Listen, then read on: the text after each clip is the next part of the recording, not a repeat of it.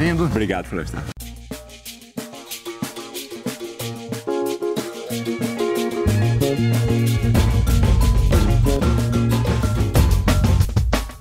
A gente quer ter voz ativa no nosso destino mandar. Compreender o Brasil para enfrentar as desigualdades. Esse é o projeto que define a trajetória intelectual e política de Gessé Souza, 57 anos, formado em Direito pela UNB e com estudos de doutorado e pós-doutorado em Sociologia realizados em universidades da Alemanha e dos Estados Unidos. Autor de 22 livros, publicados no Brasil e no exterior, sua produção vai desde o debate sobre os grandes temas da teoria sociológica aos estudos voltados para a realidade brasileira. Gessé Souza vem se dedicando a pesquisar a nova configuração social do país, questionando, entre outros, o conceito de nova classe média. Orientou estudos teóricos e análise de casos do que classifica como batalhadores e vem ajudando a descrever as raízes da desigualdade social, revelando as condições de vida e resistência da ralé brasileira, título de um dos seus livros. Em 2015, foi nomeado para a presidência do Instituto de Pesquisa Econômica Aplicada, o IPEA, cargo que ocupou até o impeachment de Dilma Rousseff. Em seus livros mais recentes, A Radiografia do Golpe, A Tolice da Inteligência Brasileira e A Elite do Atraso, da Escravidão à Lava Jato, Gessé amplia seu público com trabalhos que dialogam com leitores fora da academia. Ao mesmo tempo, polemiza com a tradição universitária, questionando conceitos clássicos e a tendência em concentrar a explicação da desigualdade brasileira na corrupção do Estado. Não escapam de sua mira nem mesmo autores clássicos, como Sérgio Buarque de Holanda, Raimundo Faoro e Fernando Henrique Cardoso. O Brasil é um dos países mais injustos do mundo. Durante muito tempo, essa situação foi considerada quase um destino, uma herança maldita da nossa colonização portuguesa. Está na hora de mudar esse jogo. Há um fio que começa na escravidão e que chega até a Lava Jato. Para desembaraçar esse nó e conversar sobre a desigualdade brasileira, vamos dar voz ativa a Gessé Souza. Participam da nossa bancada os jornalistas Carla Gimenez, do El País Brasil, Flávio Henrique Silveira e João Paulo, da Rádio Inconfidência, o sociólogo Wallace Oliveira e a jornalista e pesquisadora Etienne Martins. Gessé, boa noite, obrigado por você estar aqui no Voz Ativa, é um prazer recebê-lo. Eu queria começar a nossa conversa falando do seu livro A Elite do Atraso, da Escravidão à Lava Jato, que já é um best-seller de vendas. Você ganhou já o Jabuti no ano passado e agora está entre os mais vendidos este ano com esse livro. É um livro polêmico, em que você faz críticas à interpretação de grandes cientistas e historiadores brasileiros e vai na contramão do que a mídia tem dito a respeito da Lava Jato e dos problemas que o país enfrenta misturando corrupção, justiça e política. Você diz em certo momento aqui do seu livro que o brasileiro é feito de tolo e que essa história da corrupção é uma maneira que as elites têm de controlar a política e, de uma certa maneira, a sociedade brasileira. Você podia explicar para a gente como é que isso funciona? Nós somos todos tolos mesmo? Não, ninguém nasce imbecil ou sem noção do mundo. A gente é feito de imbecil. Não é isso?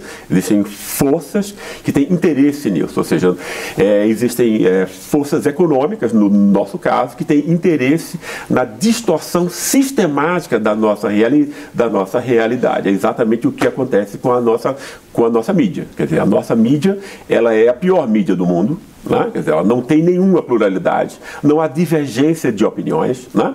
E é uma mídia que é, digamos assim, ela é a boca do capital financeiro. Normalmente as pessoas acham que a manipulação midiática é sempre política, ou seja, tem a ver com o Estado, etc. Mas essa manipulação, e existe no nosso caso, ela pode estar centrada no mercado. né? O que mostra como as forças de mercado são invisibilizadas entre nós, né? E a nossa mídia é uma espécie de boca da fração financeira do capital entre nós hoje em dia, né? Então ela distorce, quer dizer, enquanto a fração financeira organiza o assalto da população como um todo, via juro, via dívida pública, via isenções fiscais de bancos e de empresas, que é a real corrupção, né? Que é 1 bilhão de vezes maior do que a merreca que a Lava Jato diz ter recuperado aos cofres públicos, o que é uma demonstração, né, da farsa que isso significa, né? Quer dizer, dessa corrupção ligada apenas ao Estado e à política, porque é uma forma de você fragilizar, criminalizar a política, porque o sistema político foi montado assim, desse modo, para que o mercado pudesse comprá-lo. Essa é a história. Né?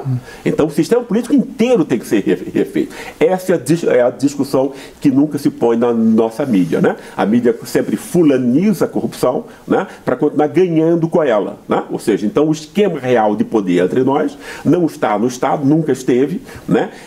A elite do Estado, ela é no fundo a lacaia do mercado, né, como os nossos políticos são, quer dizer, você compra 400 deputados, como os bancos e as grandes empresas fazem, então você legitima, né, quer dizer, a corrupção do mercado. E a mídia faz o seu papel de distorcer, de fraudar, de mentir, né, quer dizer, o que está acontecendo para o público. A nossa dominação social, econômica e política está resumida nisso. José, você, quando você fala isso, você, no teu livro também, você questiona bastante um certo conceito, um consenso que havia de uma identidade brasileira, da cordialidade, da certo pacifismo brasileiro, que da própria realidade está nos mostrando que não somos, ou seja, somos racistas, somos violentos, apoiamos bandido bom, bandido morto. E você chama atenção também para a questão que poucas pessoas na academia fala, que é a crítica também à esquerda, né? Você tem ali uma provocação, inclusive, que você diz que de Deltan Dallagnol a Fernando Haddad repetem a mesma linha de raciocínio. Que identidade é essa, então, que a gente efetivamente, qual é a identidade que você enxerga no brasileiro num momento em que esta identidade está em crise, não só no debate acadêmico, como na sociedade em geral? Exato. Bem, esse tema é muito importante. Quer dizer, ele tem a ver com o quê? A noção que nós temos hoje do que é o Brasil, do que é o brasileiro, tem uma data. Isso foi construído. Isso não existia desde sempre, né? Não existia sequer a ideia de Brasil, né?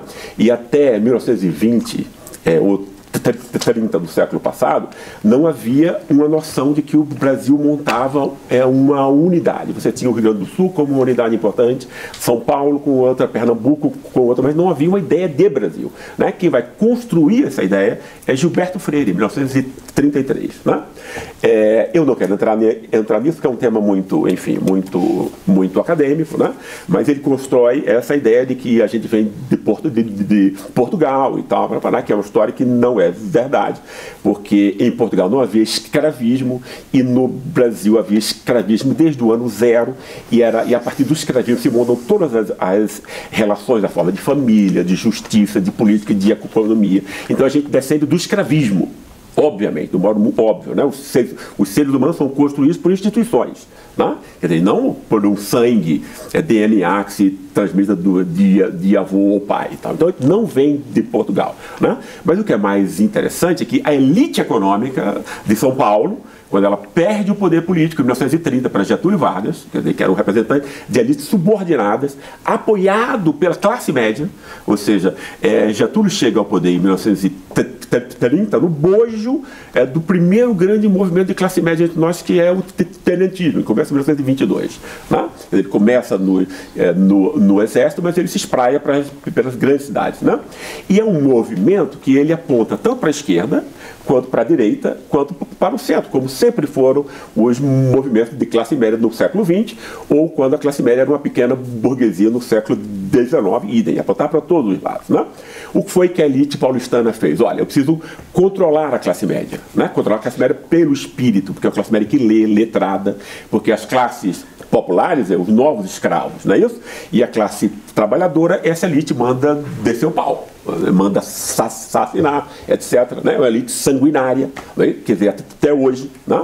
Etc. Quer dizer, com a classe média, que no fundo a função social da classe média é exercer a dominação em nome dessa elite, que é muito pequena, ela precisa de delegados que vão supervisionar, controlar a produção no mercado, legitimar, justificar a dominação, etc, etc. A classe média faz isso. Esse é o papel dela. Né? E a elite precisava, então, da classe média. Ela não pode mandar bater na classe média. A classe média tem que conquistar, né, pela cabeça, pelo convencimento. Então se criam nessa época os grandes jornais que funcionam até hoje. Né? Quer dizer, os mesmos jornais que sempre mentiram sobre o que era o país e sempre mentiram em nome dessa pequena elite. Né? Agora, como os jornais apenas distribuem notícias, os jornais não que criam ideias, né? Não é isso? Você tinha que criar também uma instituição que produzisse ideias. Foi a partir disso que essa mesma elite de São Paulo, que não é nem pior nem melhor do que nenhuma outra elite, apenas a mais forte, a mais importante, né? Ela vai construir o quê? A USP, e na USP, obviamente, na USP tem várias coisas que foram importantes, etc. Quer dizer, pessoas que não seguiram essa linha e tudo, mas a USP foi montada para ser um think tank gigantesco do liberalismo conservador brasileiro. E ela exerceu esse papel à perfeição. Né? Então, os grandes conceitos que vão esclarecer o Brasil para a classe média desde 100 anos até agora, desde 1930 até agora, são os mesmos, né? Baseados nessa mentira de que a gente vem de Portugal, herda de Portugal uma corrupção que é absurda em termos, porque você recua essa corrupção até o século XIV, que é uma ideia louca, não é isso? Porque não existia corrupção no sentido moderno no século XIV.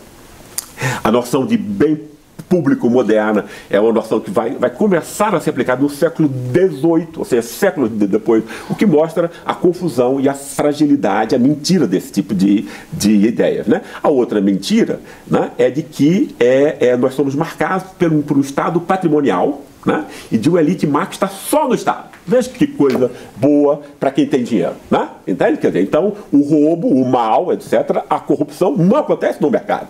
O mercado é o reino das virtudes, do empreendedorismo, da honestidade, trabalho duro, etc. Né? Então, o que foi que essa classe econômica fez? Ela criminalizou, estigmatizou a política, como é a elite má, que vampiriza o país, não é isso? E toda vez, então, que o sufrágio universal, inadvertidamente, ponha no Estado, que essa elite precisa para capturar, para roubar, para assaltar a população, né? Vamos ser honestos aqui, não é isso? Né? Essa elite pode acionar a sua mídia, né, que faz parte dela, não é isso? Que é comprada por ela, etc., para jogar o tema, para jogar seletivamente o tema já pronto da corrupção apenas do Estado, né? Porque a partir da USP isso foi ensinado para todas as universidades. A USP é a universidade mais importante, a de maior prestígio, forma professores das outras universidades, né? E depois foi construído também essa ideia de uma história que vem desde Portugal, que é ensinada para todo brasileiro que chega à escola com 5 anos, é ensinada essa mentira, essa fraude. Isso é uma fraude enorme, né? Em nome de um interesse econômico, né? E depois o que a imprensa faz é distribuir em pílulas envenenadas todos os dias essa mentira do patrimonialismo e do populismo, que são esses dois conceitos montados na USP e, digamos assim, espalhados para a população como um todo. O que resume isso é dizer o quê? Para que essa elite, que é uma elite do atraso, uma elite do saque, uma elite da rapina, né? Quer dizer, que é incomparável, não consigo imaginar uma elite pior no mundo inteiro, sem nenhum projeto nacional, etc., né? O que ela fez foi o quê? Ela colonizou a cabeça da classe média e de resto da população como um todo para meter a mão no bolso, no nosso bolso, né? Quer dizer, o resumo da obra é esse. Ô Gessé, mas como que uma ideia começa, uma construção começa, consegue ganhar uma hegemonia tão grande vamos pensar aí, do pensamento mais conservador ao pensamento mais avançado, passando pelo pensamento liberal. Qual é a mágica que consegue cimentar essa construção como sendo uma construção única para a explicação da realidade brasileira? Por que é preciso voltar ao ano zero, que você fala? Tá. Não, essa questão é ótima. E eu fiquei, e essa questão ficou na minha cabeça o tempo todo. Né? Entende? Quer dizer, obviamente isso tem a ver com o fato de que a esquerda nunca desenvolveu efetivamente, apesar de você ter tido grandes pensadores, Florestan Fernandes, Celso Furtado, etc., que tiveram contribuições geniais para a compreensão do nosso país, né? Mas foram contribuições que foram segmentadas, parciais em aspectos importantes. Né? Quando você não reconstrói a totalidade, o que acontece? Essa leitura conservadora sobre o país vai entrar por todos os poros. Tá, né? Então a esquerda nunca desenvolveu o quê? Uma concepção totalizadora que explicasse o país de outro modo, a partir dos interesses, não dessa ínfima elite econômica, né? Mas a partir dos interesses da maioria, ou seja, do pessoal que está excluído, etc, etc. Né? Isso nunca houve. Né? Entende? Quer dizer, foi o desafio que eu me, que eu me pus como pesquisador. Né? No Elite do Atraso, sim, você comenta um pouco sobre essa questão do brasileiro não ter refletido a escravidão. Exato. Né? Exatamente. E como que a gente pode pensar os efeitos práticos hoje? Como que é os efeitos práticos no Brasil hoje a respeito dessa não reflexão? Isso é outra ótima questão e eles são de uma extrema visibilidade. Né? Ou seja, qual é o aspecto mais importante, mais central do escravismo? É o ódio ao escravo. Né? O ódio ao escravo. Porque para você ter um escravo e o cara trabalhar para você sob as condições mais penosas, você precisa humilhá-lo, você precisa retirar a humanidade dele. Né? Então você precisa retirar a autoestima, a autoconfiança, você precisa dificultar a formação de família, etc, etc. Né? Então é alguém que você explora, mas que você odeia e despreza. Né? Se nós pensarmos, né, como a gente pôs outra questão como uma questão central, como a gente pôs a questão do Estado como sendo a questão central, que é um negócio absurdo, né? Quer dizer, o contrário, é a sociedade e as lutas entre elas, né, que vão dizer a forma de Estado e não o contrário. Né? Porque quando você diz que a forma do Estado é a questão mais importante, você está pondo na sombra e secundarizando todas as outras questões. Né? Quer dizer, e a questão principal é, obviamente, a desigualdade. É porque alguns têm tanto e tantos têm tão pouco. Né? O ódio ao escravo foi transformado no ódio ao pobre. Né? Hoje em dia a gente mata, né? Quer dizer, como sociedade, a gente permite que se mate, que se assassine 60 mil pobres. Isso é mais que em qualquer guerra. Isso é o dobro que se mata na guerra da Síria.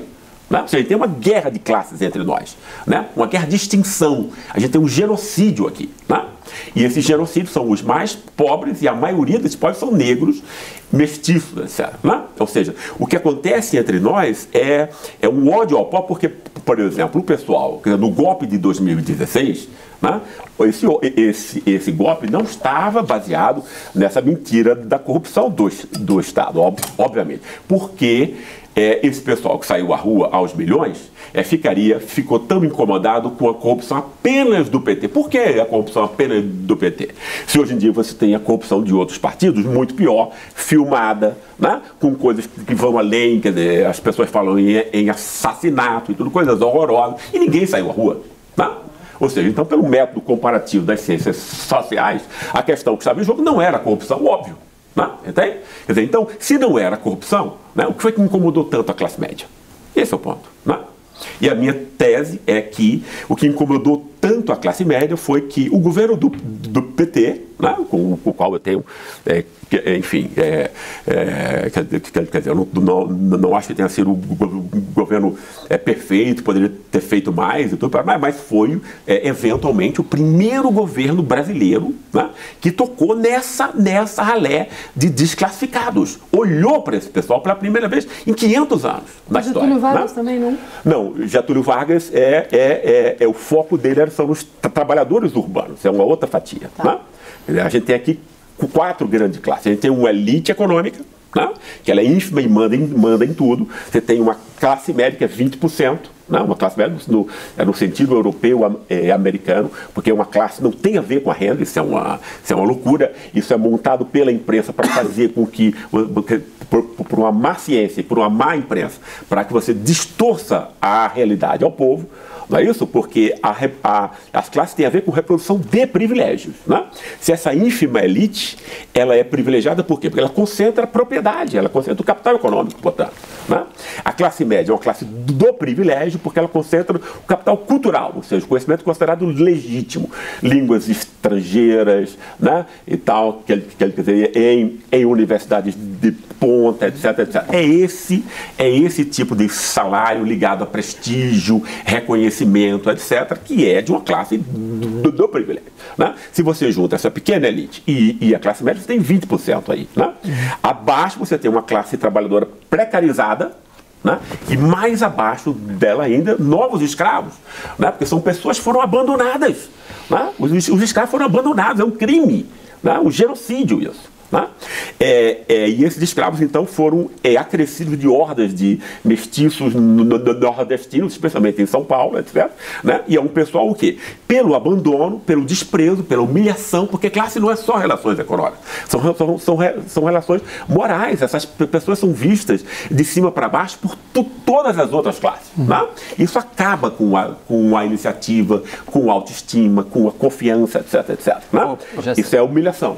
Professor, uma certa altura aqui do início do atraso, você cita um exemplo específico, após uma observação empírica de batalhadores da periferia de São Paulo, uma empregada doméstica e um assentador de mármore que trabalham na Zona Sul, cada um ganha R$3.000 mais ou menos, e eles têm ódio da vizinha, que cuida sozinha dos filhos, através do Bolsa Família. Eles falam que um dos erros do PT foi ter dado dinheiro a gente que não trabalha. Claro. E você explica no livro, como você está falando, que esse ódio começa desde a abolição da escravatura. Yes. Na prática, como se combate esse ódio que a gente tem recente agora, até a igualdade social que a Rede Globo implantou de uma forma direta? Como é que os intelectuais ligados à esquerda, ou a classe, como é que a gente pode aproximar a classe média da ralé brasileira, como você fala, e passar por cima esse ódio implantado, a igualdade social que a Rede Globo colocou de uma forma prática nos últimos anos? Rede Globo e a grande imprensa de uma forma geral, né? Exato. Bem, eu acho que a gente, quer dizer, a única forma de luta contra esse tipo de coisa é a desconstrução desse tipo de ideias. Né? Entende? Quer dizer, mas aí você vê como isso é difícil quando você tem a mídia, especialmente a Rede Globo, no comando dessa mídia, né? Mentindo 24 horas e tal. Né? Quer dizer, como é que você vai ter, né? Quer dizer, eu acho assim, o controle, quer dizer, a pluralidade da mídia, para mim, né? É um grande passo, ou seja, a mídia que nós temos hoje é um grande entrave a qualquer forma de aprendizado democrático entre nós. Né? Essa mídia está a serviço do dinheiro, do pior dinheiro, dos interesses mais mesquinhos, né? E ela mente compulsivamente. Né? Quer dizer, o brasileiro não tem sequer um padrão de comparação do que é a imprensa. Né? Quer dizer, eu morei muitos anos num país como a Alemanha, 11 anos, né? Entende? E na Alemanha você tem o quê? Você tem a necessidade de qualquer tema ter sempre opiniões divergentes sobre esse assunto. Né? Isso para um cidadão que pode entender muito de uma coisa, digamos um médico, né? Ele entende muito sobre uma coisa, mas ele não sabe como funciona a sociedade. Né? É algo extremamente complexo isso. Né? Então você precisa ter opiniões distintas para que você possa construir a sua. Para que você possa construir uma opinião autônoma. Né? Quer dizer, um cidadão democrático não é só você votar. É a capacidade de você formar uma compreensão autônoma sobre o mundo e sobre a sua função nele. Né? A nossa imprensa é o principal obstáculo, é o câncer brasileiro, né, que impede com que a gente tenha qualquer forma de aprendizado democrático. Né? Porque é exatamente isso que ela impede. Né? É o aprendizado de uma sociedade como um todo. Né? Isso é muito pior do que qualquer roubo.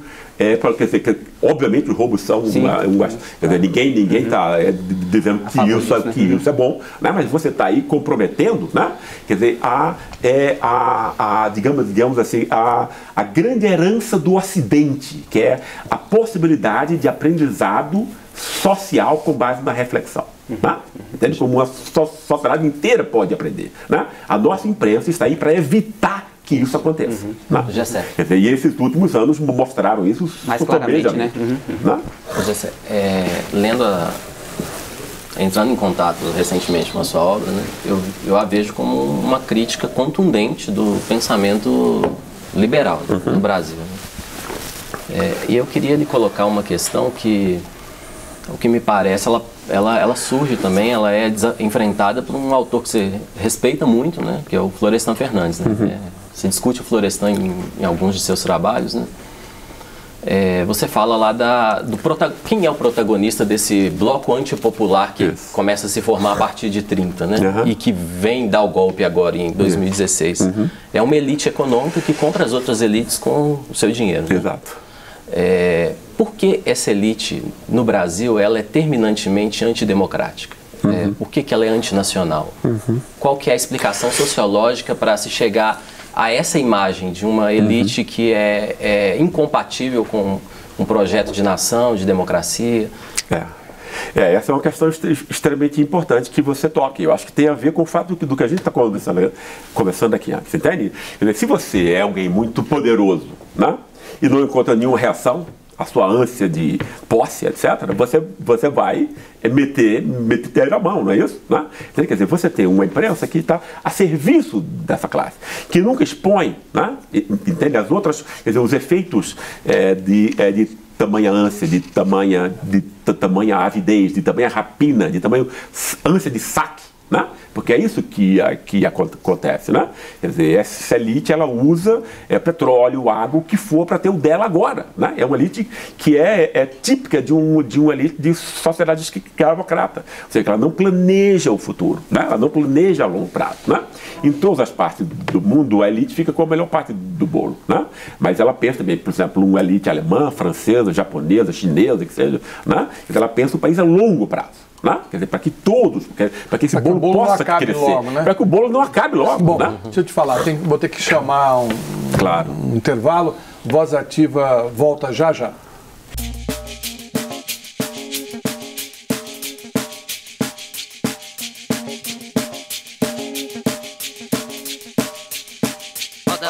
Roda gigante,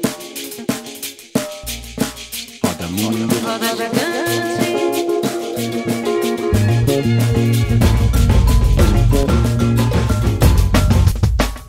A gente quer ter voz ativa no nosso destino mandar.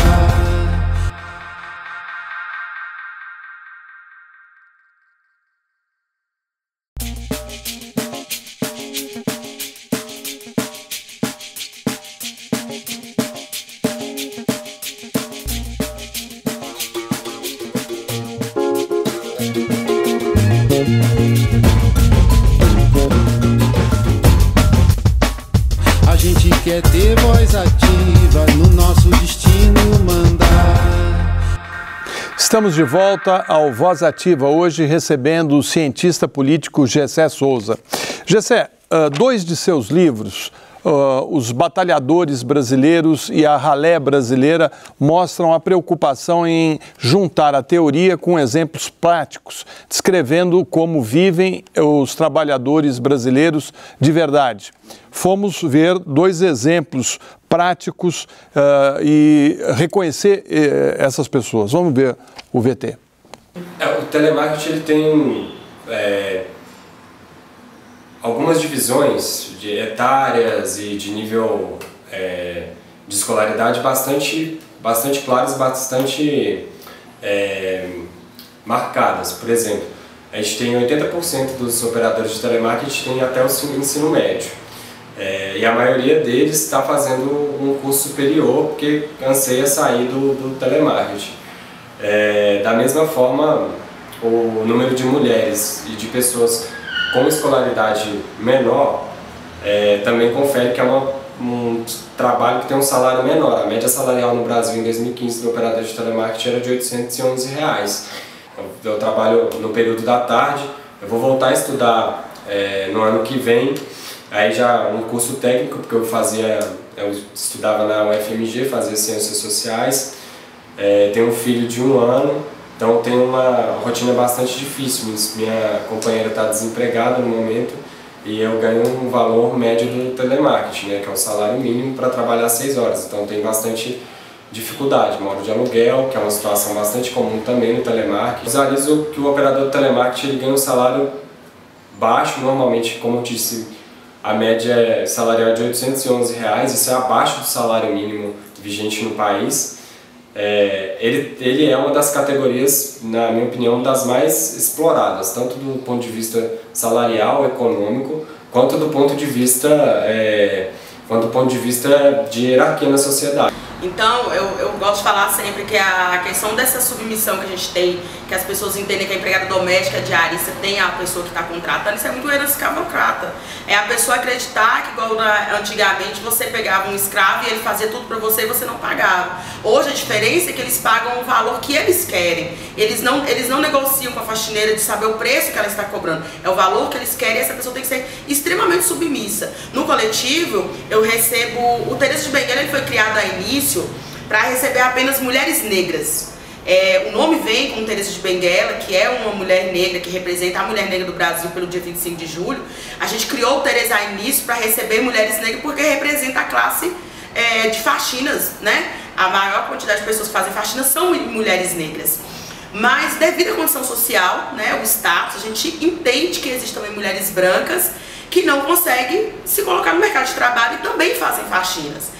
Uma menina branca que faz faxina no meu coletivo, ela não passa como a menina preta passa. Eu tenho quando eu comecei o coletivo, porque eu ainda estava fazendo faxinas, eu fiquei mais de 2 anos fazendo faxinas. Eu sou uma pessoa que eu estudei, eu me graduei, eu estou fazendo serviço social agora novamente. E ninguém nunca falou que eu era bonita para fazer faxina. O contrário, uma pessoa inclusive falou para mim, você agora faz o serviço que você nasceu para você fazer. Ou seja, porque eu sou uma mulher negra. Então assim, a gente precisa parar de olhar para essa classe como se eles fossem ralés. A gente precisa parar de olhar para essa classe como se eles não fossem pessoas, como se eles não existissem. E aí, Gessé, é bem aquilo que você falou no começo do programa, né? Exatamente. A elite deixa as pessoas, ou quer transformar as pessoas como de terceira categoria, humilhando, né? Exatamente isso. E isso tem a ver, só para, quer dizer, num ponto aí, eu acho, Floresta, a gente entender como é que funcionam as relações entre as classes sociais, né? Não é isso? Porque se a gente pega a coisa só do lado econômico, a gente não vê nada, né? Você faz de conta que está explicando alguma coisa, mas você não explica nada, no fundo, né? Quer dizer, como é que funciona a exploração do que eu chamo, claro, não para insultar essas pessoas já são humilhadas o tempo todo, né? Mas para provocar, porque quem está nos assistindo e quem lê os livros é a classe média, quem exerce esse tipo de opressão, não é isso? E eu acho que, quer dizer, exerce porque nunca aprendeu também, numa mídia dessa como nós temos, a refletir sobre essas questões, a gente tende a naturalizar a desigualdade, né? Mas como é que se dá? Nós pensávamos em termos de classe, porque a gente tem que esquecer a coisa individual, não é isso? Quer dizer, como é que funciona a classe média e a elite, mas obviamente a classe média é muito mais numerosa. De que modo ela condena essa classe à miséria eterna? Ora, ela rouba o tempo, né? O tempo comprado a preço vil aí, como a gente estava vendo, né? De uma classe, para que essa classe faxine a casa, cuide dos filhos, faça comida, etc, etc, né? Essa classe média, então, ela vai poupar o seu tempo de um trabalho extremamente repetitivo, chato, penoso, que ninguém quer fazer, e vai poder investir esse tempo ganho, que ela paga muito baixo, né? Em línguas, num outro estudo, em um outro emprego, vai ganhar 50 vezes mais. E vai ter a oportunidade de entrar na universidade. Exatamente. Cursos. Isso não é luta, isso é opressão de classe, do modo mais óbvio possível, né? Que a gente nunca vê, isso nunca aparece na televisão. Quer dizer, na televisão essa classe aparece de uma forma estigmatizada sempre. A luta entre bandido e a polícia. Não, quer dizer, mas 99% dessa classe, né, ela é explorada por pessoas como a gente e tal, né? Entende? Porque se essa classe é roubada o tempo, ela vai usar o tempo para o estudo quando, etc, né? Quer dizer, quando é que ela vai transmitir uma herança escolar positivo para os seus filhos depois, para que esses filhos possam entrar na escola e sair não como analfabeto funcional, que é aí para vender a sua energia muscular, como o escravo fazia, como um animal faz, né? Uma classe animalizada, portanto, né? Porque a classe trabalhadora ainda tem a oportunidade de incorporar conhecimento, que é isso que o capitalismo explora, no fundo, né? Ele não explora a energia muscular, ele explora o conhecimento. Né? Como essa classe pelo abandono e o desprezo dela, ela sai analfabeta funcional, né? Então ela vai vender o quê? Se ela não pode entrar no mercado de trabalho competitivo, a sua energia muscular, ela é condenada a isso, né? Então ela vai ser usada e ela é explorada hoje, portanto, exatamente do mesmo modo como escravo ela. O que uma empregada doméstica faz é ficar em pé 7, 8 horas, o calor do fogão, é o corpo dela que é Lógico, eu queria encerrar aquela questão, né, do... Sim, porque como nós falamos, esse processo ele tem pelo que eu vejo na sua obra, assim, um protagonista. Né? Ele tem, nós temos várias elites, mas nós temos uma elite econômica com as suas múltiplas frações, né? Industrial, financeira, etc., que comanda o processo. E eu queria lhe ouvir um pouco sobre como você explica sociologicamente o fato dessa elite no Brasil ela se mostrar, né? E essa é a imagem que aparece também na sua descrição, uma elite terminantemente antipopular, antidemocrática, né? Em certo sentido antinacional, incapaz de um projeto de país. Qual a explicação? Aliás, o projeto de país parece que está sempre lá fora, né? Exatamente, ou seja, viajar para lá, né? Com as riquezas que você roubou aqui dentro, né?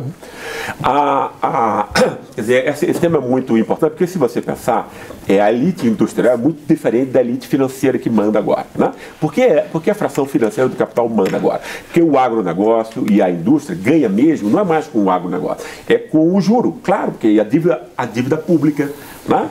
Paga os maiores juros do mundo, uma dívida pública que nunca foi auditada, que quem conhece a dívida pública sabe que a corrupção está lá. É por conta da dívida pública, é metade do nosso orçamento, que a gente não tem saúde mais, não tem educação mais, e ninguém fala em auditar essas dívidas, entendeu? Né? Isso é que é corrupção de verdade e tal. Né? Então, quer dizer, por quê? E essa fração entrou no comando do processo político agora. Você tinha grandes industriais na década de 50, 70, que ainda tinha, né, alguma veleidade nesse sistema de pensar o país, etc. Você teve nos anos 70 uma efetiva reação da classe trabalhadora organizada, que isso obriga que os industriais pensem além deles próprios, etc. Né? Tanto que o golpe agora, o que ele está fazendo é atacar todas as instituições da classe trabalhadora, para reduzir qualquer forma de resistência, né? Ou seja, para se assenhorar do orçamento, e aí o povo não percebe que está sendo roubado. Né? Porque isso tudo é transformado sob a forma de juro, a gente paga sob a forma de impostos, ninguém diz efetivamente como esse assalto se dá. Né? Esse pessoal já comprou com dinheiro 400 deputados para legitimar tudo que eles queiram, etc, etc. Né? A imprensa já é deles, etc. Né? Entende? Né? O poder judiciário não está defendendo a população, está atacando também, etc. Né? Então há um acordo aí de elites privilegiadas, né? Muito menos do que 20% da população, porque a maior parte da classe média também perde muito com isso. Né? A maior parte da classe média, a não ser que você tenha muito dinheiro em banco, né? Você está sendo enganado, irmão. Né? Entende? Porque se o Estado acaba, né? E se acaba plano de saúde, alguma assistência do Estado, quem vai te vender agora plano de saúde vão ser os bancos, e eles vão retirar as suas tripas e tal, né? Como já está acontecendo agora, né? Então é bom a classe média ficar esperta. Essa classe média que saiu às ruas e tal, né? Entende? Porque o preço dela vai ser, né? Vai ser muito alto, vai ser muito caro. Deixa eu perguntar uma coisa, Gessé. Você trabalha e está conversando aqui do que não é, ou seja, toda a estrutura para nos criar uma identidade. Ou seja, tudo que não é a identidade você coloca como funciona esse sistema, né? Essa dinâmica. Mas, na tua opinião, qual é a verdadeira identidade brasileira? Ou seja, qual é a identidade brasileira que não vem à tona, sabe, de norte a sul, de leste a oeste? Qual é a identidade brasileira, então, a nossa? Eu acho que ela não existe enquanto tal. né? Quer dizer, é uma ideia louca esse negócio, você dizer como o próprio Sérgio Buarque disse, o brasileiro é um homem cordial, etc.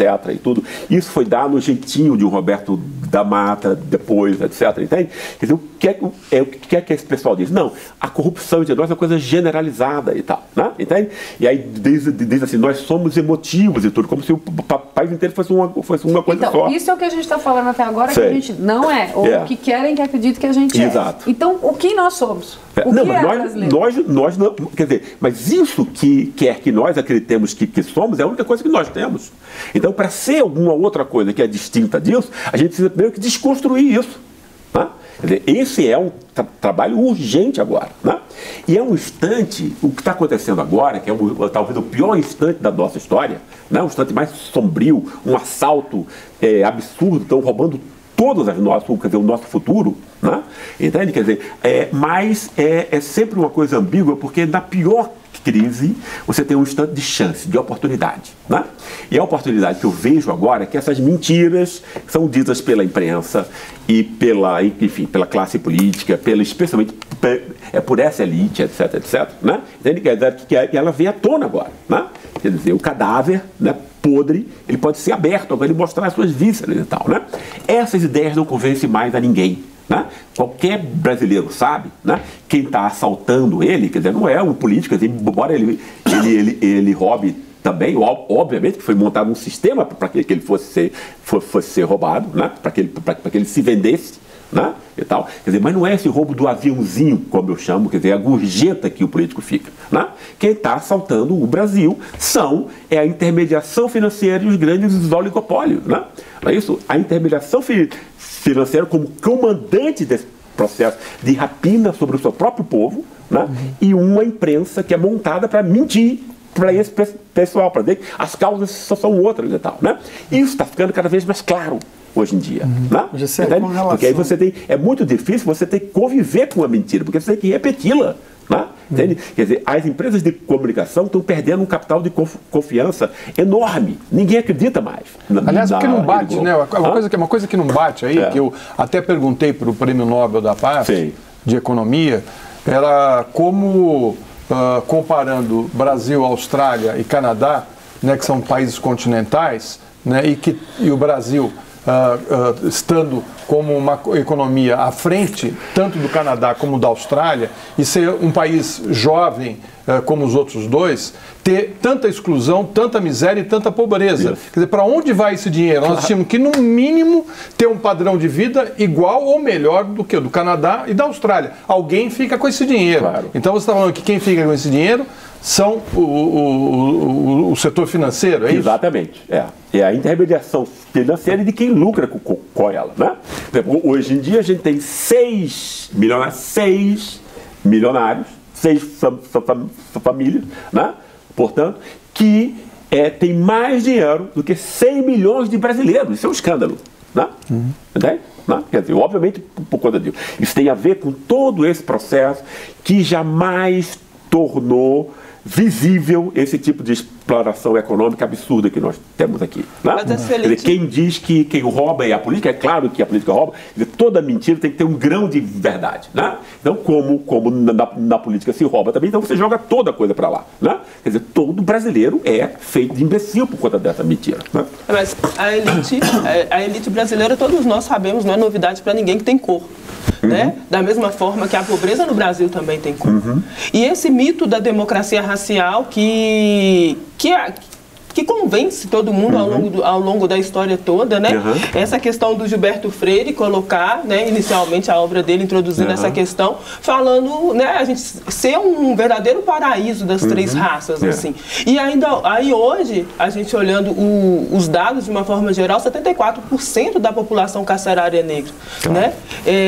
Quando a gente vai olhar o dado de salário, por exemplo, a diferença salarial da mulher negra que está na mais baixa parte da pirâmide é 30% a menos do que um homem branco ganha exercendo a mesma função. E a cada 23 minutos um jovem negro é morto nesse país, ou seja, agora tem um jovem negro sendo morto, assassinado, que é o genocídio da população negra, porque quem morre por morte violenta nesse país É um povo negro. E há uma insensibilidade muito grande, né, dessa elite e de quem comanda esse país. E de onde vem essa insensibilidade? Porque a pessoa é capaz de se comover com o bichinho dele lá no dia a dia, mas com outro ser humano, por ser esteticamente diferente, vamos colocar assim, porque raça, eu estou colocando não no sentido biológico, porque a gente sabe que raça é raça humana, mas no sentido social mesmo, que foi construído essa questão. Por que tem essa construção e essa divisão claramente racial, que muitas das vezes querem colocar apenas como social, mas há essa divisão racial na nossa sociedade, sendo que o Brasil é majoritariamente negro, que as últimas pesquisas provam que o Brasil, 54,3% dos brasileiros se autodeclara negro. Eu acho que você toca numa questão muito importante, porque entre nós, quer dizer, obviamente, isso tem a ver com a herança da escravidão, claro, né? Isso tem a ver com o fato de que, por exemplo, como as classes são invisíveis, por exemplo, e essa classe que eu estou chamando aqui, provocativamente de ralé, ela é invisível também, não é isso? Ela não é percebida enquanto tal, não é isso? Essa classe que eu digo que tem dificuldades na escola, porque ela foi desprezada e abandonada, não é? Então ela é condenada a reproduzir essa própria inaptidão, quer dizer, séculos afora, né? Porque ela nunca foi atenta, quer dizer, ela nunca foi considerada gente, no fundo, esse é o ponto, né? Quer dizer, o escravo você animaliza, né? É uma coisa, então você não revive a dor e o sofrimento do escravo como se seu fosse, né? Então você desumaniza o escravo. Então essa desumanização das classes, quer dizer, do que eu estou chamando aqui, das classes excluídas entre nós, ela continuou até porque a gente acha que a nossa questão é outra, que a nossa questão é a corrupção do Estado e tal, esse tipo de bobagem e tal, né? Quer dizer, eu não estou novamente dizendo que isso não é importante, estou querendo dizer, é uma questão que foi criada para estar no lugar de outras, né? Então o que você toca é uma coisa muito importante, porque, por exemplo, se são mecanismos de classe que reproduzem essa exclusão, ou seja, porque são famílias despreparadas, desestruturadas, humilhadas, perseguidas, e por conta disso não conseguem o sucesso na escola, e depois no mercado de trabalho, é isso que vai explicar, porque alguns ganham 500 mil e outros 500 reais, o que mostra o absurdo dessa classificação por renda. Isso é coisa para fazer as pessoas de imbecil, né? Para que ela não compreenda o que é uma classe, né? Quer dizer, toda a pré-história da pessoa, que é o mais importante, que é o que vai esclarecer a desigualdade, é completamente invisibilizada, né? E aí, por que essas classes são invisibilizadas? O dado da cor negra é que vai lembrar o desprezo que se devotava ao escravo, né? Então existe nas classes excluídas entre nós uma espécie de combinação demoníaca, né? Entre uma classe excluída com a herança escravocrata, né? Porque a maior parte dessa classe é negra, ou mestiça, ou escura, etc., né? Então você tem a combinação do preconceito de classe, né? Quer dizer, porque são pessoas, né, que você desumaniza, porque você não houve as condições de que ela pudesse se humanizar, que é isso de incorporar o conhecimento, ser um produtor útil, etc., etc., né? Porque é isso que está na base aqui da avaliação inconsciente que nós fazemos uns dos outros, né? Entende? E isso associado à cor, né? Ou seja, então você tem aí, quer dizer, a polícia não sabe como essa classe se reproduz, mas ela sabe, pela cor da pele, né, a classe que ela pode matar sem que ninguém se importe, né? Professor. Né? Que ninguém vai abrir processo. E que a classe média e a elite, às vezes até, né, explicitamente aplaudem, né? Quando não aplaudem explicitamente, aplaudem dentro de si, né? E não é a polícia, a culpa não é nunca da polícia, porque a polícia está aí para obedecer. No fundo da polícia é uma armada, é um exército de classe, das classes altas contra as classes baixas, né? E as polícias entre nós só fazem esse serviço sujo porque a classe média e a classe alta apoiam. Gessé, mudando um pouco de assunto, eu quero que você comente um pouco da cultura da meritocracia que está tão em voga agora. Claro. Se a gente voltar lá nos anos 1930, que a gente já abordou aqui um pouquinho, os intelectuais da época, Mário de Andrade, os modernistas, o próprio Gilberto Freire, eles tinham a necessidade de explicar, de criar a identidade brasileira a partir daquela época, né? A gente tem um exemplo muito claro do samba, que em poucos anos de perseguido, de higienizado, ele passa a ser oficializado através do governo Vargas. É claro que tem outras questões, como os talentos que surgiram na época, como Noel Rosa, a popularização do rádio, rádio, enfim. Mas a partir daí começa uma cultura, talvez, da elite financeira e da elite intelectual se apropriar até da manifestação cultural, do talento de uma classe mais desfavorecida e a partir disso mostrar para a sociedade que eles são pobres, eles vêm de um meio mais desfavorecido, mas eles conseguem melhorar de vida, eles conseguem aumentar o padrão, enfim, a partir daí já começa essa cultura da meritocracia, de justificar que é possível, mesmo saindo da miséria, você ascender socialmente assim e não explicar a questão porque existe tanta desigualdade assim no país? Exatamente. Eu acho que essa questão da meritocracia tem a ver com isso que a gente estava discutindo antes, de você perceber as classes pela renda. Isso é para distorcer o mundo. Isso é uma fraude gigantesca, né? Não merece o nome de cientista quem defende esse tipo de hipótese, né? Isso é uma mentira, né? Ou seja, essa noção de que a renda define a classe, ela faz o quê? Ela invisibiliza os privilégios invisíveis, né? Quer dizer, já são invisíveis, só que eles estão transmitidos dentro de casa. Ninguém fica olhando ali quando o pai e a mãe estão lendo e a criancinha de 1 ou 2 anos já sabendo, já começa a amar a leitura, não é isso? Porque o pai lê, e aí ela ama o pai, e ela vai amar tudo que o pai faça. Ela não vai ver a mãe contando histórias com fantasia, desenvolvendo a imaginação, o pensamento abstrato e tal, que faz com que o filho da classe média, né, além de ser bem alimentado e tudo, já chegue na escola com as pré-condições, né, disposicionais, emotivas do aprendizado, que o aprendizado exige, né? Quer dizer, que é a disciplina, o autocontrole, a capacidade de se concentrar. Quer dizer, a classe média recebe isso de mão beijada. Aonde está o mérito aí? Entende? Não? Quer dizer, é uma desigualdade, e a desigualdade não começa da escola, ela começa no ventre da mãe, ou até antes disso. Né? Entende? Quer dizer, então a mentira está aí, você torna invisível isso tudo. Né?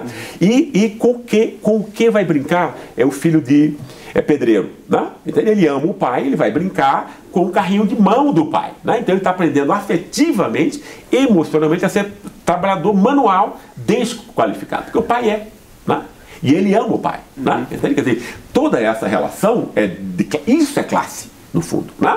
Quer dizer, a classe é essa herança invisível, emocional, afetiva, que vai formar pessoas de um modo diferencialmente aparelhadas para a competição por todos os recursos escassos que os indivíduos, nós todos estamos brigando, né? Quer dizer, a gente luta por bens materiais, mas a gente luta por bens imateriais, prestígio, reconhecimento e tudo. A gente passa 24 horas lutando por isso, né? Quem luta por isso são indivíduos, né? Mas as classes estipulam o ponto de partida de cada indivíduo. Né? Então, como é que você pode falar de mérito se o ponto de partida de um é tão distante do outro? Entende? Isso é uma mentira. Né? Bom, você precisaria homogeneizar essas precondições. Vamos ter que fazer um intervalo e voltamos daqui a pouco com Voz Ativa. Até já.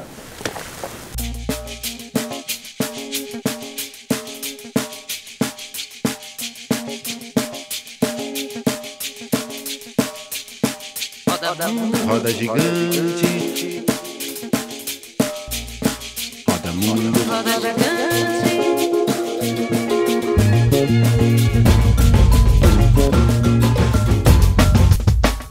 A gente quer ter voz ativa no nosso destino mandar.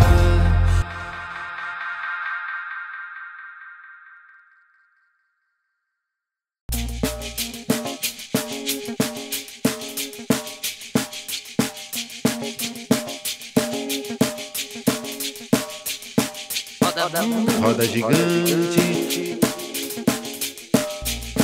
roda mundo, roda gigante.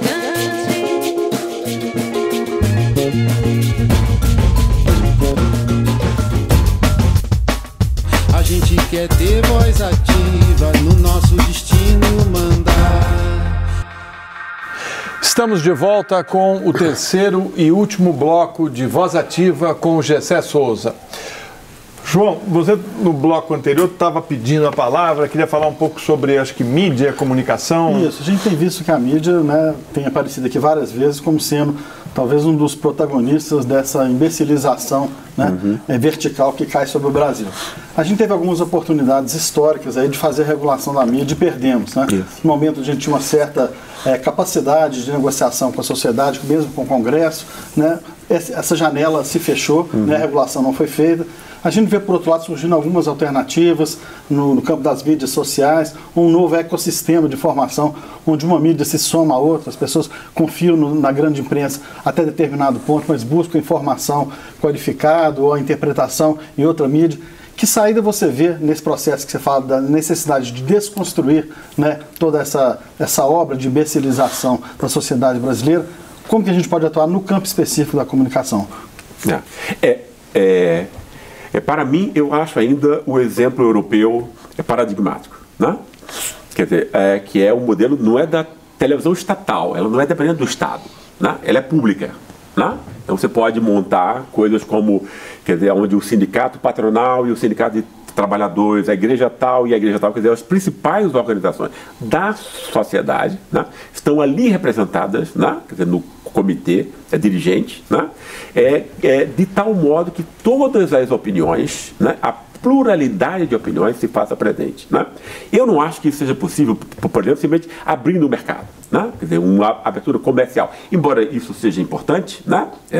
Também. Limitação do monopólio. Exatamente, né? Claro. Quer dizer, a BBC que venha, o El País, quer dizer, a Deutsche Welle, etc. e tal, né? Até houve, quer dizer, eu soube por amigos recentemente, que o mero fato dessas empresas terem um site na internet e darem um conteúdo que não são empresas de esquerda, a gente sabe e tal, né? Entende? Quer dizer, mas que tenha dado um conteúdo um pouquinho mais isento, já preocupou. Os donos da mídia nacional foram reclamar isso no Supremo e tal, que mostra o nível de loucura desse pessoal, né? Entende? Quer dizer, a gente tem aqui o quê? Porque não pode ser uma abertura apenas comercial, porque pode haver instantes em que os interesses de mercado inteiro se unam, como foi exatamente no golpe, né? Entende? Quer dizer, o golpe foi realizado porque a presidente Dilma quis baixar os juros, né? E todas as elites estavam montadas no esquema de assaltar as classes em geral, por essa pequena elite, a partir da forma juro, né? Seja através da dívida pública, através dos juros efetivos, etc.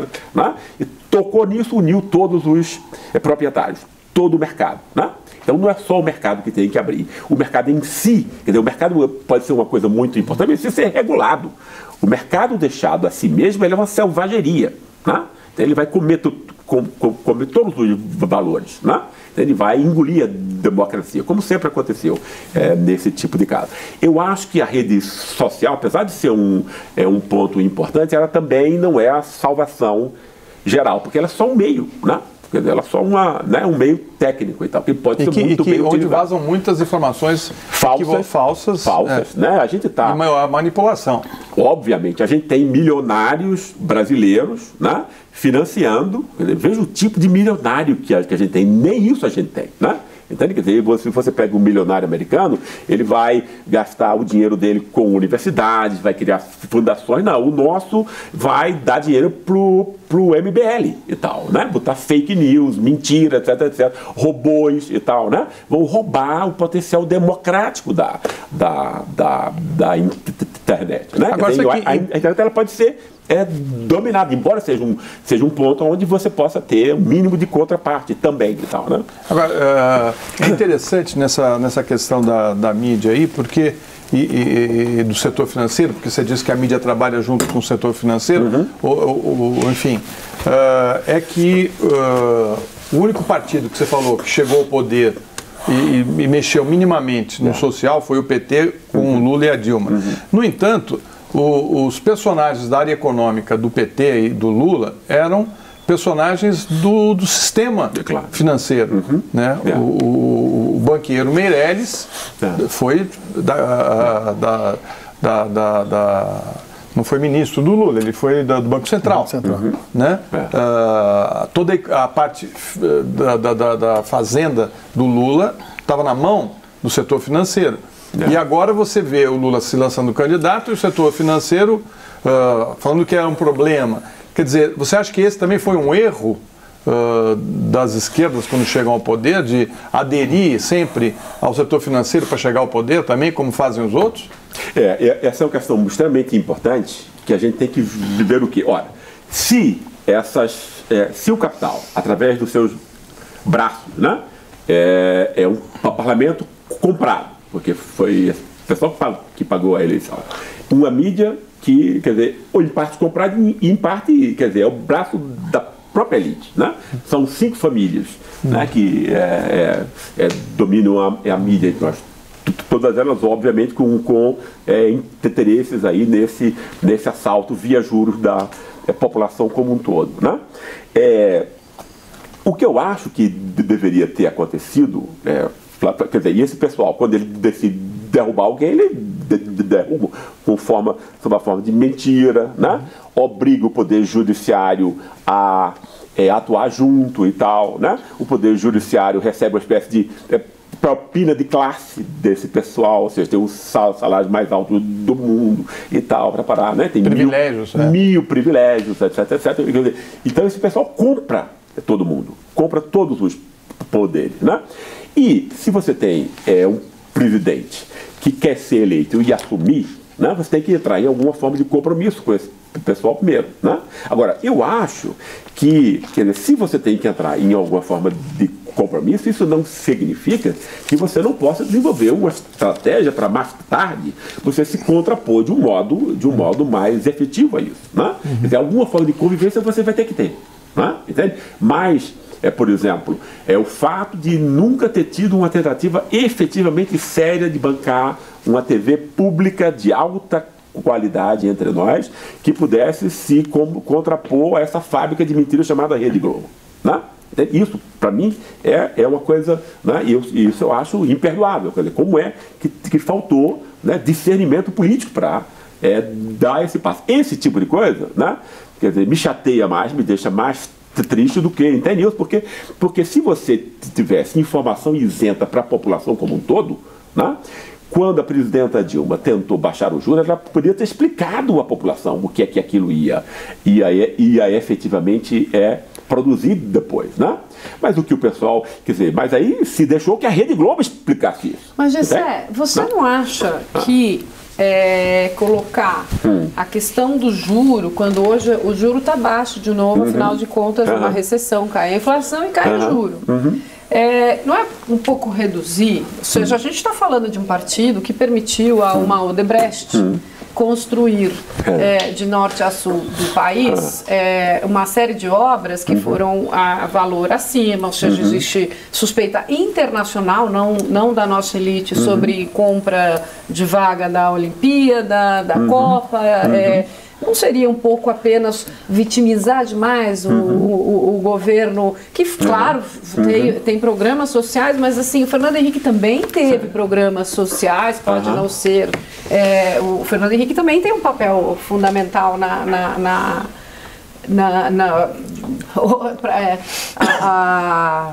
a padrões atuais. O Fernando Henrique está anos-luz do que o que a gente está vivendo hoje institucionalmente. Eu só me preocupo, ou seja, só me pergunto, essa questão da gente vitimizar um grupo que também se beneficiou de um esquema, participou de um esquema que estava aí, ou seja, ninguém pode dizer que o grupo que estava no poder não sabia de nada com quem estava jogando. Ou seja, a gente tem o Emílio Odebrecht falando sobre o que eles, os acordos com o Lula, e o próprio Palocci falando sobre pacto de sangue com o Odebrecht. Isso também, ou seja, o PT não conseguiria governar 13 anos se não houvesse uma elite por trás também apoiando as ideias deles. Eu acho assim, que em todo partido e todo sistema político você vai ter casos de corrupção que você tem que perseguir, obviamente, né? Entende? Não foi isso que aconteceu no Brasil, né? Quer dizer, o que aconteceu no Brasil de 2013 a 2016, né, foi uma condenação unilateral ao PT. 2013 a 2016 foram 3 anos de bombardeio, né, Rede Globo no comando desse ataque, né? Junto com a força-tarefa da Lava Jato, né? Com um processo completamente ilegal, ou seja, de vazamento de informações que terminaram por destruir o direito brasileiro. Então, eu vi comentarista na Rede Globo dizendo que não havia problema nenhum com vazamento ilegal. Isso é um negócio incrível, isso é banalizar a democracia, banalizar o direito, isso é um crime, isso é um crime. Isso era dito e ninguém fazia nada. Entende? E o que a Rede Globo e a Lava Jato fez foi condenar o PT como organização criminosa como um todo. Veja bem. Aí você fulaniza quando é dos outros partidos, ou seja, um caso pessoal, mas o PT foi contaminado como organização como um todo. Eu não acredito nisso. Eu acho que... Mas o PMDB também foi... tudo bem que a denúncia foi brecada, mas também foi apontado como organização criminosa. É uma leitura que a Procuradoria fez. Tudo bem, valeu para o PT e não está valendo para o PMDB. Então, você tá concordando com o que eu estou dizendo. E tem um aspecto que é muito mais nocivo ainda a partir disso, que é o fato de que, quando você diz que o PT enquanto tal organização criminosa e os outros partidos são só pessoas, entende? O que você está dizendo é que aquele partido que foi o único que nasceu de baixo para cima entre nós, representando interesses populares, defendendo o quê? O que é que une todos os interesses? Quer dizer, como você unifica todos os interesses dos excluídos? É o tema da desigualdade, a bandeira moral da igualdade, Quando você diz que esse partido é uma organização criminosa e que se utilizou manipuladoramente dessa bandeira para saquear o Estado, que foi isso que o Globo disse, e que a Lava Jato assumiu a narrativa da Rede Globo, coisas absurdas. Isso não existiria em nenhum país decente com algum nível civilizatório, Entende? Esse pessoal desceu o Brasil centenas de anos no nível moral e político a partir disso. O que é que você diz? Você faz com que você criminalizou não só o Estado e a política, como se fazia com o patrimonialismo, você não só estigmatizou as classes populares, que é isso que você faz com o populista, diz que esse pessoal não sabe votar e os seus líderes só querem mesmo ser manipuladores, aproveitando da inocência dessa classe, coisa absurda, como se a classe média não fosse muito mais inocente, Então ele foi muito mais enganado, Entende? Mas, quer dizer, não só, o ataque não foi só da estigmatização da política e das classes populares. Foi também, deixa eu só dizer isso aqui, porque é um negócio muito importante, foi a estigmatização do princípio da igualdade. Quando você estigmatiza e diz que isso não é mais um valor em si, mas foi um meio usado para roubo, o que você faz? Para onde vai o desespero e a raiva justas que o excluído sente pela exclusão? Entende? Quer dizer, que não pode mais ser exposta politicamente de modo racional. Se transforma em violência prática atual, que é Jair Bolsonaro e a cultura fascista que se criou entre nós. Vamos dar nome. Essa cultura e Bolsonaro são filhos legítimos da atuação de uma mídia irresponsável comandada pela Rede Globo e pela Lava Jato. Bom, eu vou agora introduzir aqui um VT que mostra os dados e o comportamento da desigualdade social no Brasil. Vamos assistir. De acordo com a pesquisa coordenada por Tereza Campelo, Faces da Desigualdade no Brasil, os indicadores sociais melhoraram no período entre 2002 e 2015, principalmente entre os mais pobres. Mas o relatório também registra: somos um dos países mais desiguais do mundo. Dados apontam que entre 2002 e 2015, mais jovens frequentam a escola na idade certa. Entre adultos, a educação de pais melhorou, com impacto na diminuição da mortalidade infantil e permanência dos filhos na escola. O acesso à universidade dobrou para o conjunto da população no mesmo período. Políticas públicas mudaram o cenário para os mais pobres na infraestrutura, habitação popular e em bens de consumo que contribuem para a melhoria na qualidade de vida e de trabalho. A concentração de renda, no entanto, ainda coloca o país entre os mais desiguais do mundo.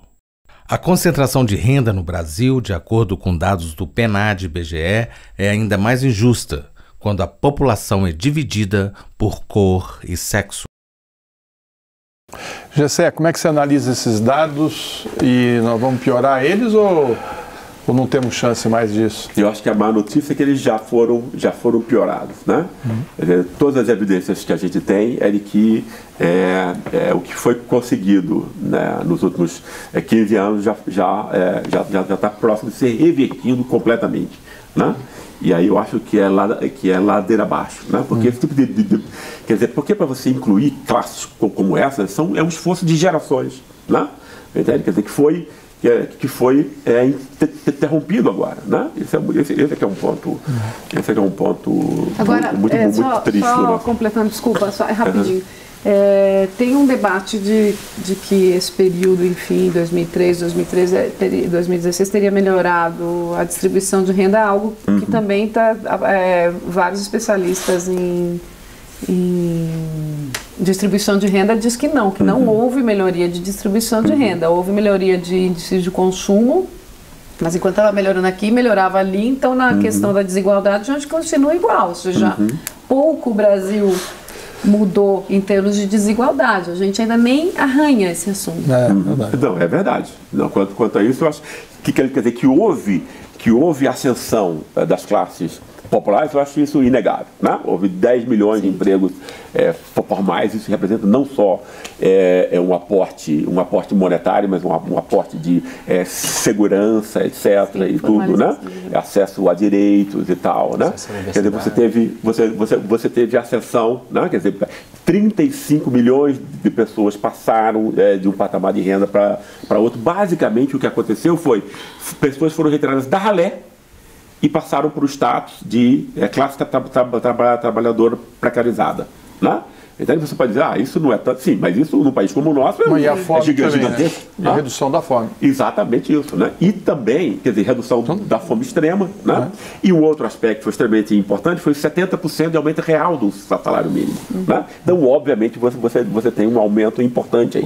Isso não significa que você tenha possibilidade, a partir disso, reduzir significativamente as distâncias, que são muito expressivas, né? Já você quer mudar um pouquinho de abordagem, falar do lulismo. No livro Sentidos do Lulismo, do André Singer, ele coloca o marco, a segunda eleição de Lula contra Alckmin, e ele traz números, né, lembrando que Collor venceu com muitos votos dos estratos mais baixos da sociedade, né? E essa identificação de Lula com a ralé brasileira, que é o termo que você usa, começa a partir de 2006 e está aí na base das duas eleições de Dilma também. Alguns intelectuais, até mesmo de esquerda, dizem que depois disso tudo que a gente viveu nos últimos anos, o lulismo morreu.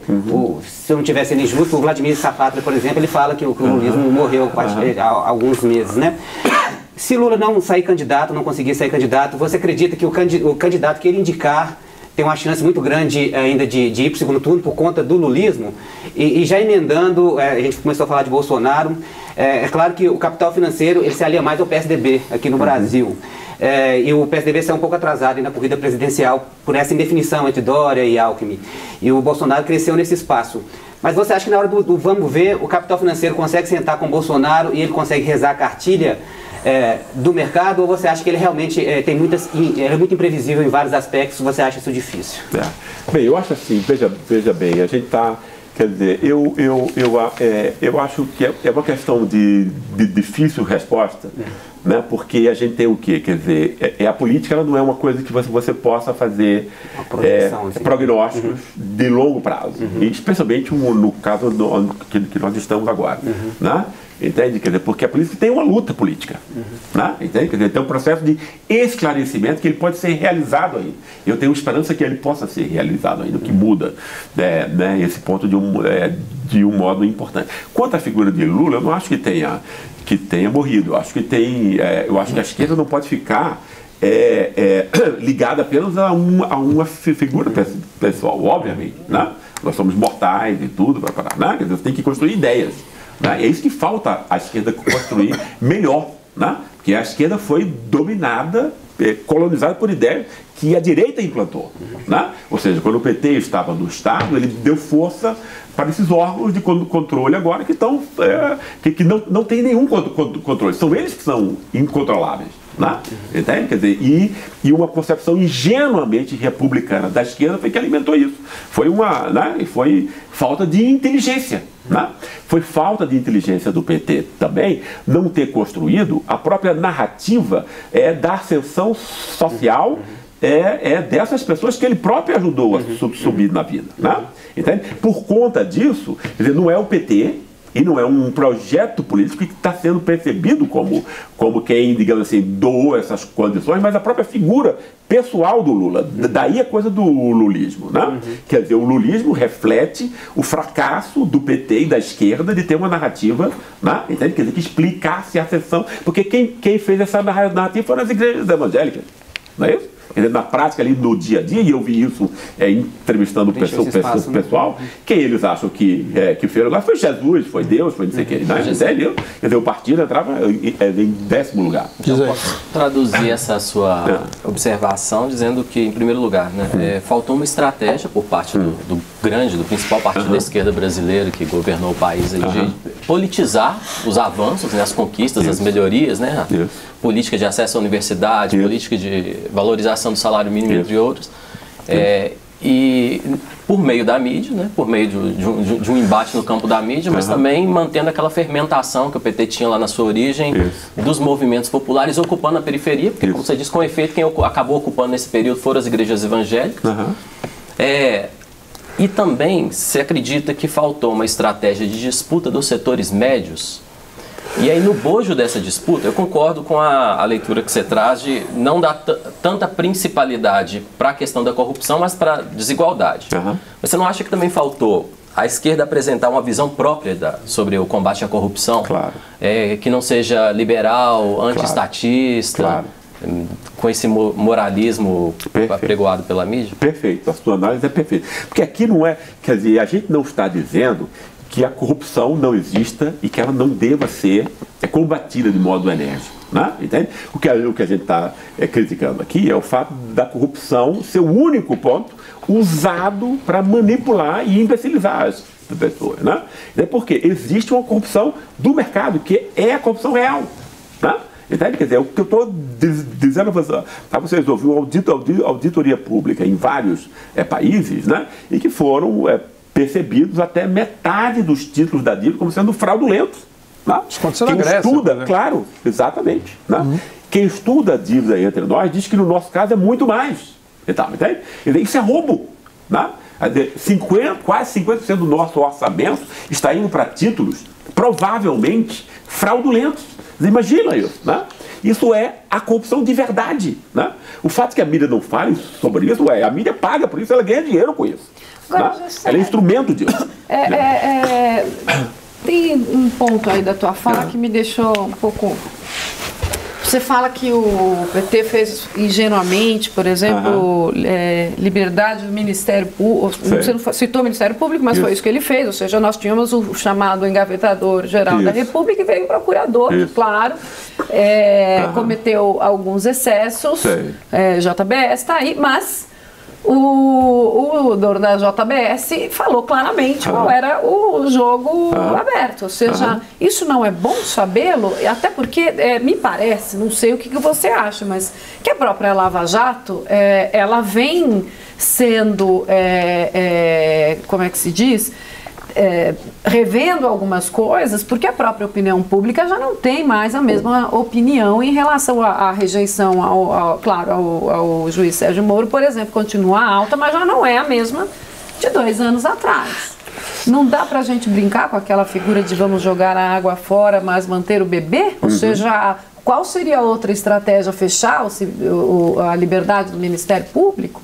Não, eu acho que o que deveria acontecer é controlar o Ministério Público. Porque o Ministério Público, assim como os outros órgãos do Poder Judiciário, são incontroláveis. Eles se controlam a si próprios, dão o próprio salário, estipulam as próprias vantagens, etc. Né? E, por exemplo, você teria que ver, por exemplo, quando o Palocci quis falar sobre os crimes do mercado financeiro e dos oligopólios de comunicação, ninguém quis saber disso na Lava Jato. Né? Quando o presidente da Odebrecht, Emílio Odebrecht, quis falar do esquema que tinha com a Rede Globo, ele quis falar, ninguém quis ouvir. Quer dizer, que Ministério Público é esse? Mas quer dizer, você está credibilidade ele tem? Crítica, por exemplo, ao ministro Gilmar Mendes, que acha tem uma crítica ao Ministério Público e, no entanto, a gente fala do Gilmar Mendes e ele tem uma série de ações e atitudes que chocam a sociedade de um polo a outro. Né? Eu sempre evito fulanizar debates, é o que eu acho que eu devo como pesquisador. Né? Eu analiso instituições e práticas institucionais. Né? O fato essas instituições de controle entre nós, né, se voltaram para si mesmo, né? Elas estão aí para ganhar espaço nos jornais, procurar processos que deem espaço para essas pessoas individualmente nos jornais e não para se servir a sociedade mais. É isso que a sociedade para defender a sua própria ideologia. E exatamente os seus próprios interesses e assumir uma agenda no Estado, intervir no poder estatal para o seu próprio benefício corporativo. Isso está claro agora, hoje em dia. Né? Quer dizer, e obviamente a rejeição da Lava Jato veio a partir disso. E de uma coisa que é muito, muito pior. Né? Quer dizer, a Lava Jato comandou por essa aliança espúria com a mídia, né, um ataque ao direito brasileiro. Né? Ou seja, a gente está numa situação de insegurança jurídica absurda. Né? Tem um ataque fascista acontecendo contra todas as manifestações democráticas, libertárias, etc., que não está, quer dizer, que estão usando a lei, né, para fazer um ataque partidário fascistoide, né? Quer dizer, atacando universidades, pensadores, pesquisadores, indiscriminadamente. Né?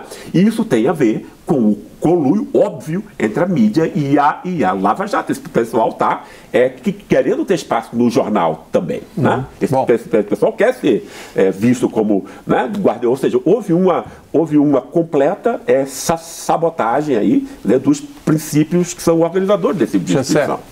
Infelizmente, nosso tempo acabou. Que pena.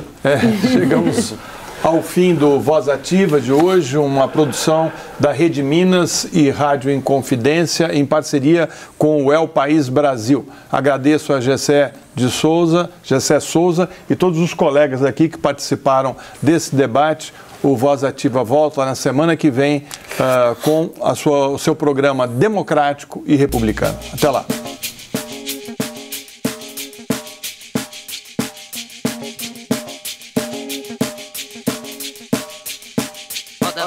Roda gigante,